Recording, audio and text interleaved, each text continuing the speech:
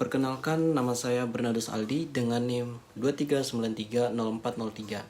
Pada kesempatan ini, saya akan mempresentasikan metodologi penelitian dengan judul Pengaruh Kompetensi Sumber Daya Manusia, Sistem Informasi Akuntansi, dan Penerapan Standar Akuntansi Pemerintah terhadap Kualitas Laporan Keuangan Pemerintah Kabupaten Sleman, Yogyakarta.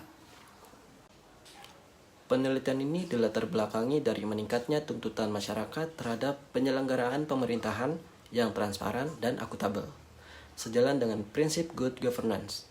Secara empiris, kualitas laporan keuangan pemerintah di Indonesia masih menghadapi berbagai tantangan.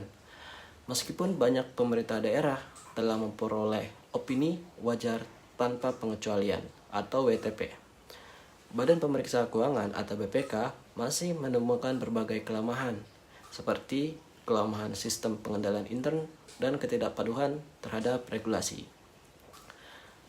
Contoh di Kabupaten Sleman sendiri, meskipun telah meraih opini WTP selama 13 kali berturut-turut, BPK masih memberikan catatan dan rekomendasi perbaikan setiap tahunnya. Hal ini menunjukkan bahwa opini WTP belum tentu mencerminkan kualitas laporan keuangan secara substansial. Selain fenomena tersebut, penelitian ini juga didasari oleh adanya research gap dari penelitian-penelitian sebelumnya. Contoh satu research gap pada variabel sumber daya manusia. Penelitian Arista menyatakan bahwa kompetensi SDM berpengaruh positif signifikan terhadap kualitas laporan keuangan. Namun, penelitian lain oleh Wijayanti justru menemukan hasil yang tidak signifikan. Hal serupa juga terjadi pada variabel sistem informasi akuntansi dan penerapan standar akuntansi pemerintah yang menunjukkan hasil penelitian yang tidak konsisten.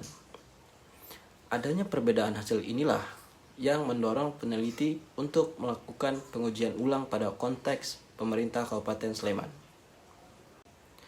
Berdasarkan latar belakang dan research gap tersebut, maka tujuan penelitian ini adalah untuk menguji secara parsial pengaruh kompetensi sumber daya manusia, sistem informasi akuntansi, dan penerapan standar akuntansi pemerintah terhadap kualitas laporan keuangan.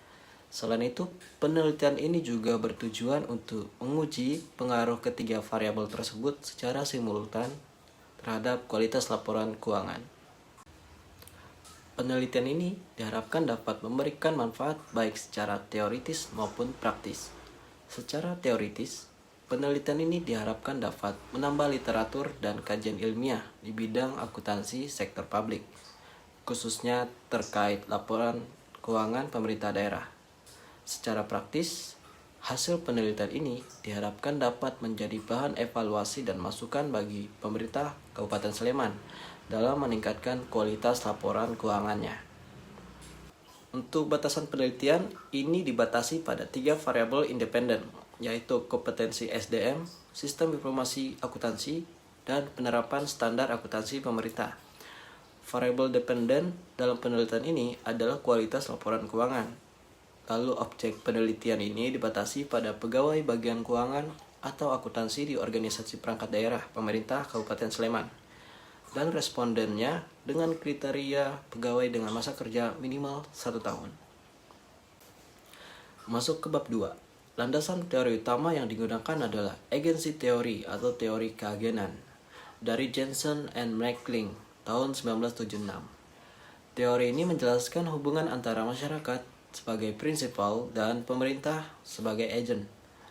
Laporan keuangan berfungsi sebagai alat pertanggungjawaban agen kepada prinsipal. Lalu variabel yang digunakan adalah kompetensi SDM, SIA, dan penerapan SAP sebagai variabel X, serta kualitas laporan keuangan sebagai variabel Y. Berikut adalah kerangka konseptualnya. Hipotesis yang diajukan adalah kompetensi SDM, SIA, dan penerapan SAP berpengaruh positif signifikan baik secara parsial maupun secara simultan terhadap kualitas laporan keuangan. Selanjutnya adalah bab 3. Indikator pertanyaan kuesioner dikembangkan melalui skala Likert dengan total 14 indikator. Populasi penelitian ini adalah pegawai keuangan di 46 OPD Sleman.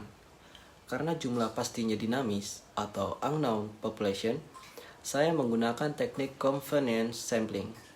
Untuk penentuan jumlah sampel, saya menggunakan rumus Haidt, yaitu jumlah indikator dikali 5 sampai dengan 10, sehingga target sampel saya adalah 100 responden.